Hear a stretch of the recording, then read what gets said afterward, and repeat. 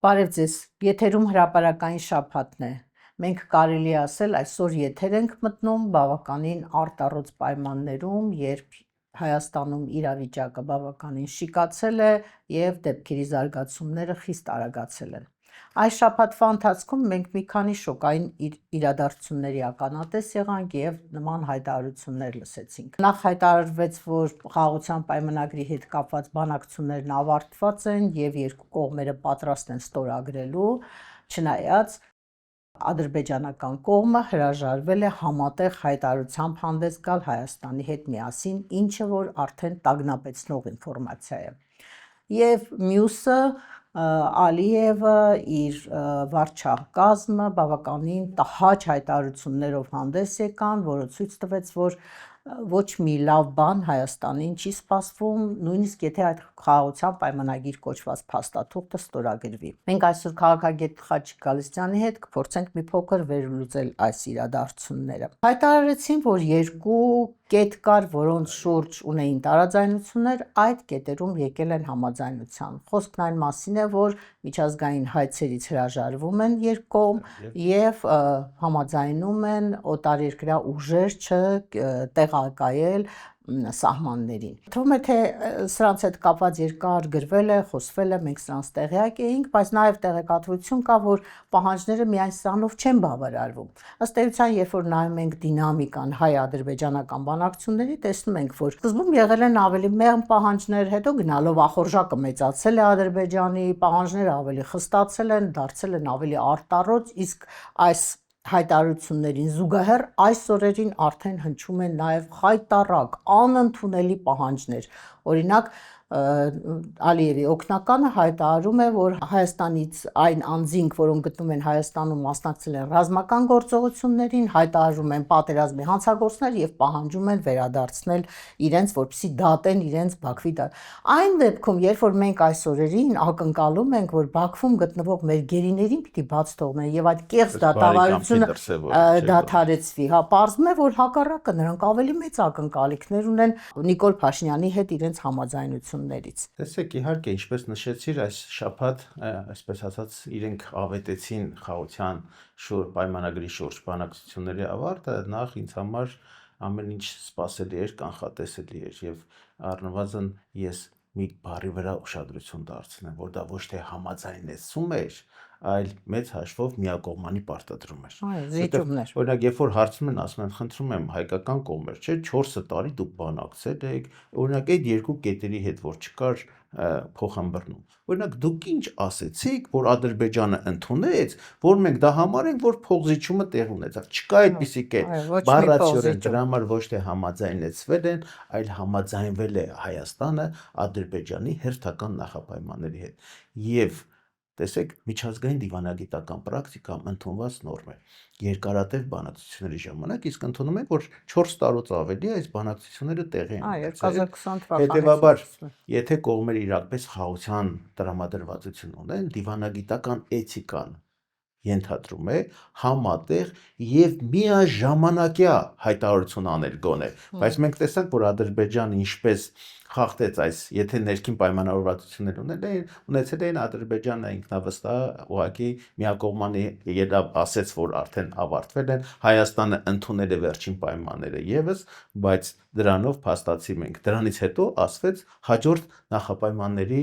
փունջը արդեն ներկայացվեց։ Դրանք վերաբերում են սահմանադրության փոփոխությանը, դրանք վերաբերում են կոմպենսացիային, 30 տարի նրանք իրենց համարում են ճնշված, օկուպացված, տուժած, ցեղասպանության զոհի բարդույթով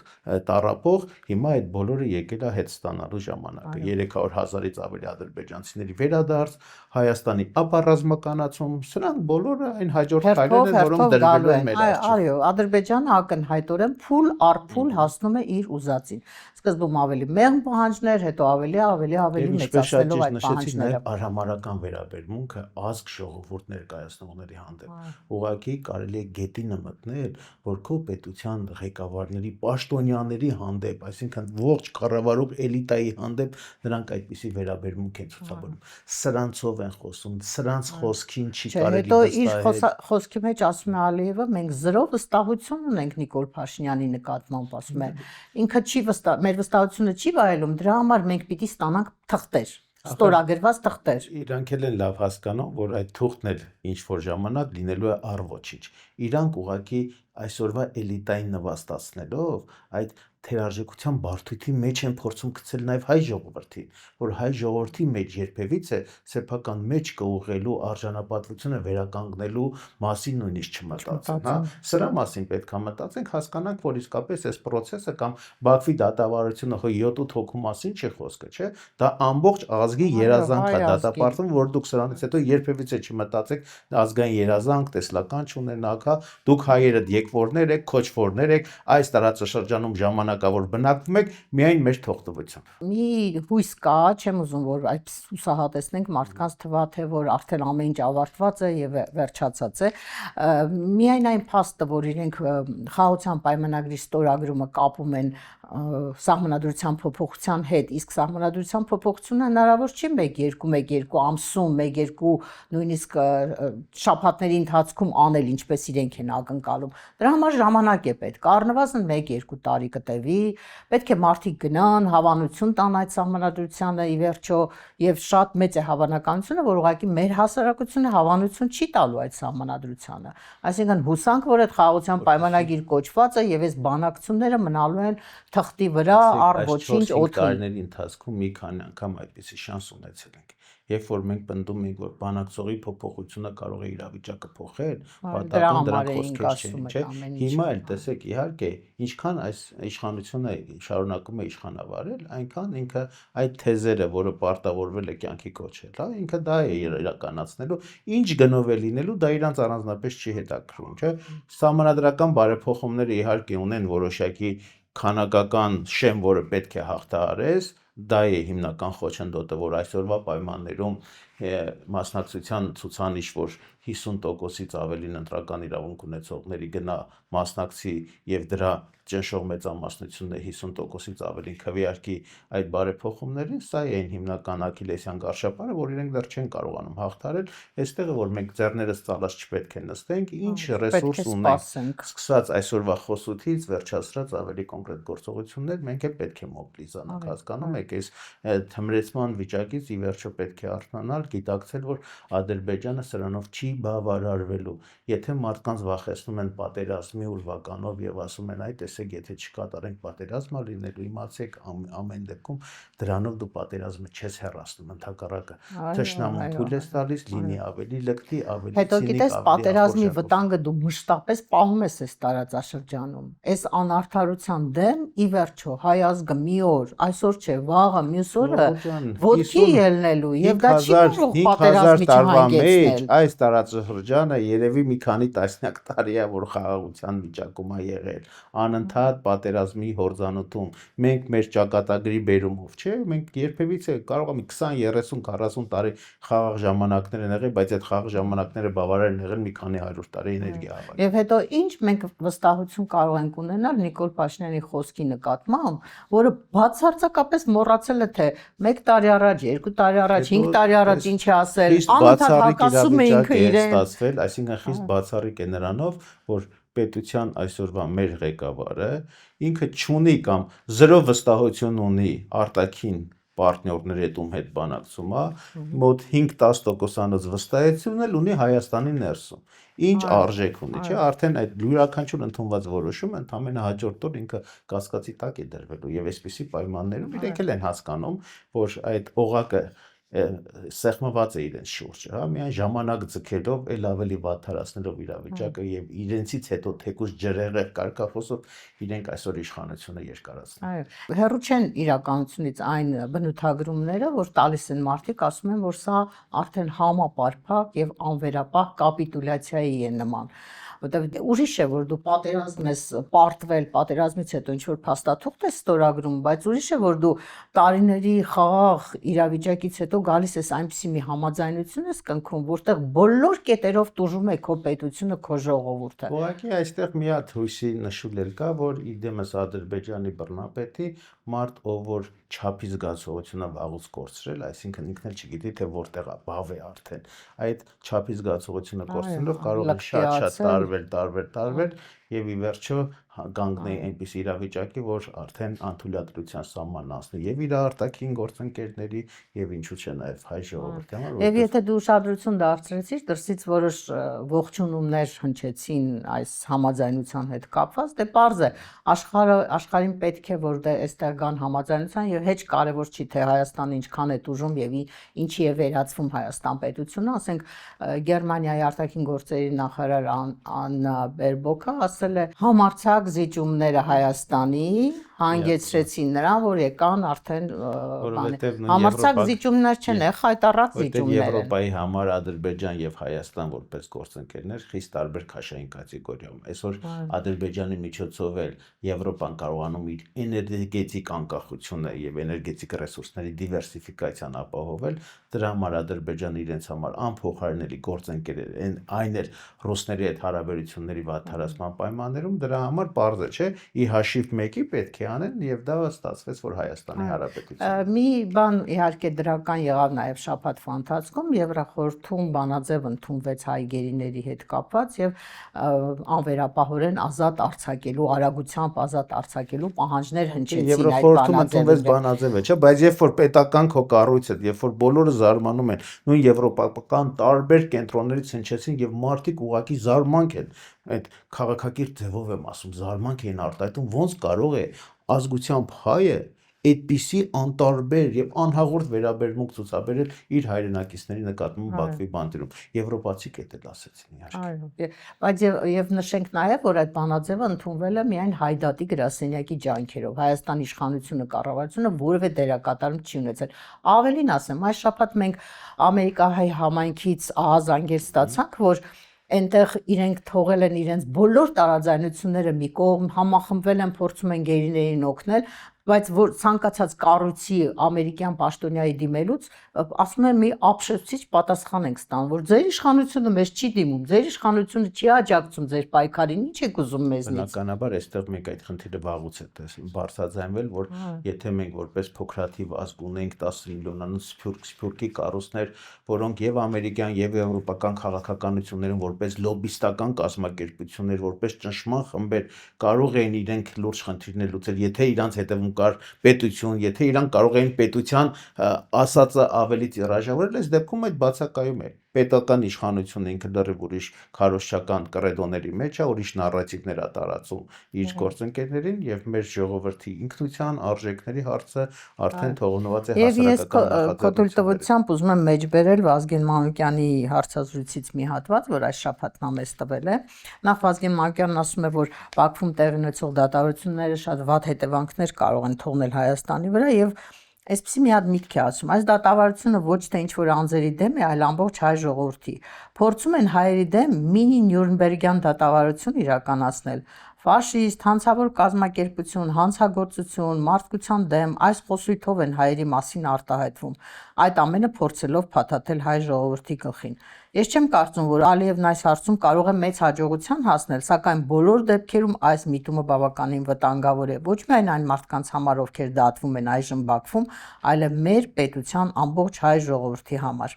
Եվ ասում է, որ եթե նույնիսկ իշխանությունը վախենում է, զգուշանում է նրանից, որ եթե ինքը ինտենսիվ զբաղվի գերիների հարցերով կարող է սրացման գնալ, ասում է պետք է գնալ այդ սրացման։ Մի խուսափեք դրանից։ Որովհետև տեսեք իրականում, երբ որ դու գերիների հարց չես բարձրացնում, կամ երբ որ դու լռելյան ընդունում ես Բաքվի թելադրած խաղի կանոնները, որի համաձայն այս 30-ամյա մեր պայքարը դիտարկվում է որպես սեպարատիզմ, դիտարկվում է որպես ահաբեկչական գործողություն, բնականաբար ինչու 28 տարի չէին ասում, մարդիկ ինչու 28 տարի այդ նույն միջազգային հանրությունը ոչ մի այդպիսի մեղադրանքներ մեզ չէր հնչեցնում, չէ՞, որովհետև կար ինքնորոշման համար պայքար, կան անօտարելի մարդու իրավունքներ, ինքնորոշման իրավունք, հա, սեփական երկիրը պաշտպանելու իրավունք, ՄԱԿ-ի կանոնադրության 52-րդ հոդված, որը թույլ էր տալիս ինքնապաշտպանական գործողությունների դիմել, դրանք էլ են, չէ՞, միջազգային իրավունքի նորմեր են, եւ աշխարհի համար դա բոլորը հասկանալ էր, ընդունել էր, հանկարծ եկան ինչ-որ պայծառատեսներ, որոնք հրաժարվեցին այդ բոլորից ու որոնք զուտ նրա համար, որ նախորդ նախորդ իշխանությունները ուղիղ մասնակցություն են ունեցել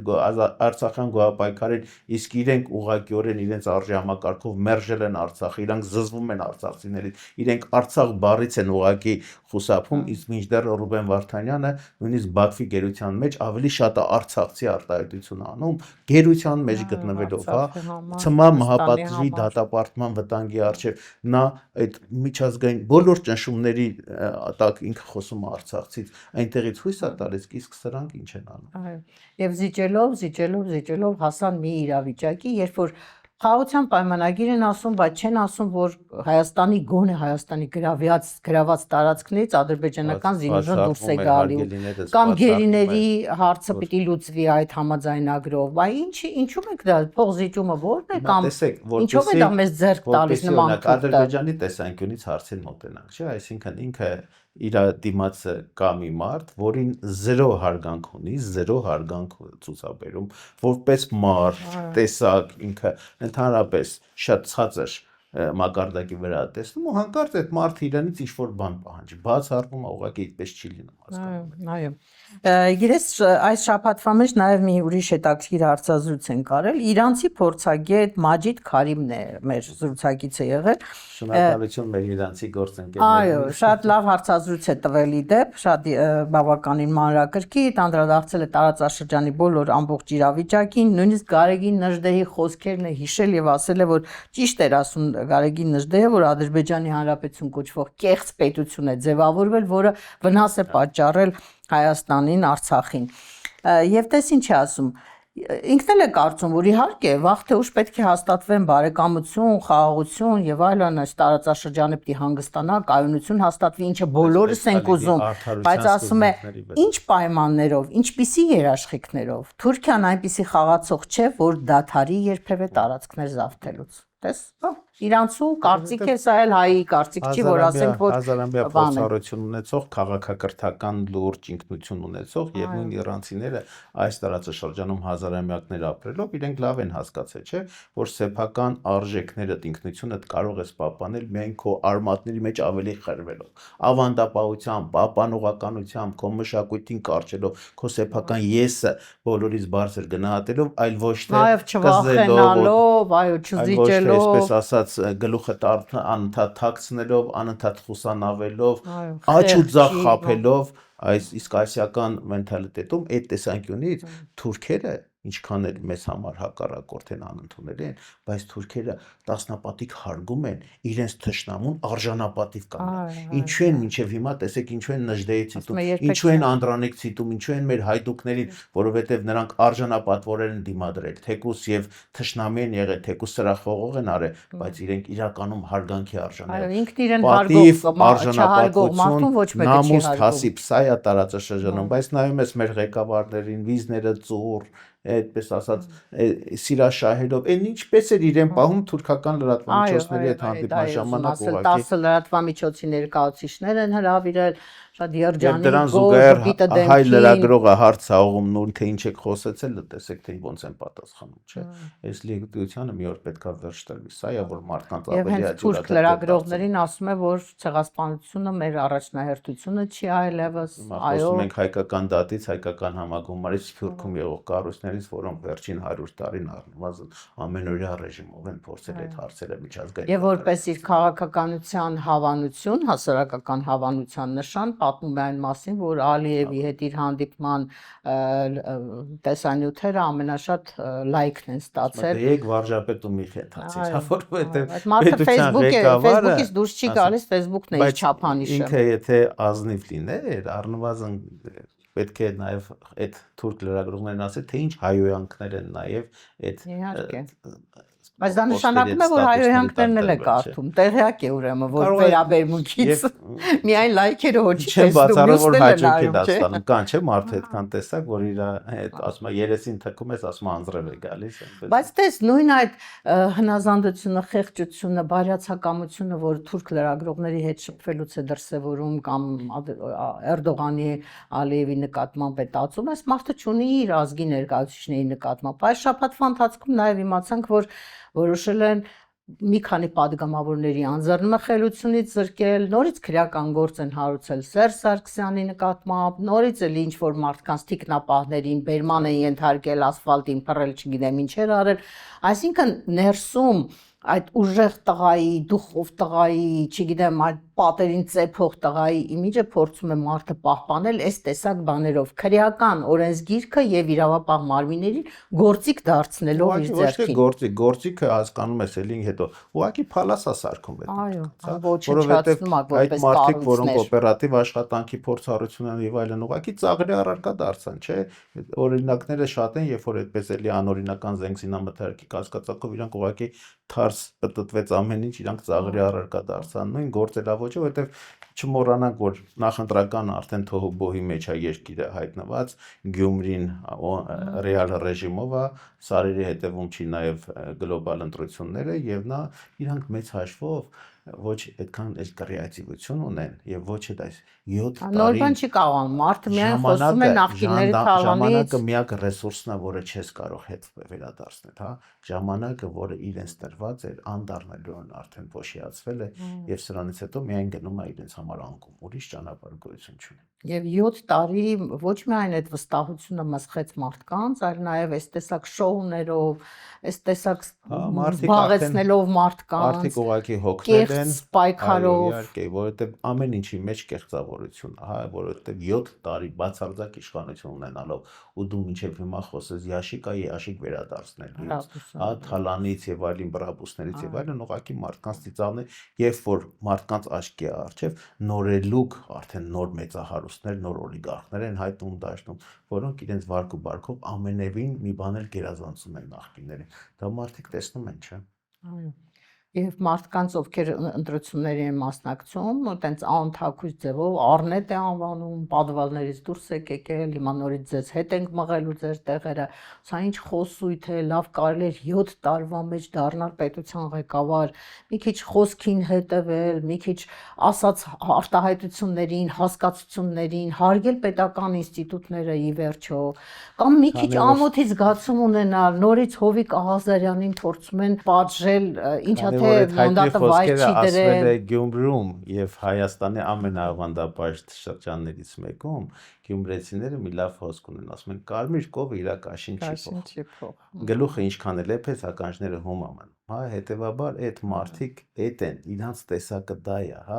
Մենք անընդհատ նորից բորբոքվում ենք, նորից զարմանում ենք, զայրանում ենք եւ այլն, բայց իրենք իրենց տեսակի մեջ բավականաչափ պարզ ու անկեղծ են։ Ու հետևողական են, Այն ինչ կան, հա, դրա համար եմ ասում, մի անգամ ասել եմ, ուրեմն եթե իրանք այն են, ինչ մենք չենք, մենք էլ պետք է լինենք այն, ինչ իրանք չեն, հետեւաբար ավելի կարճենք, ավելի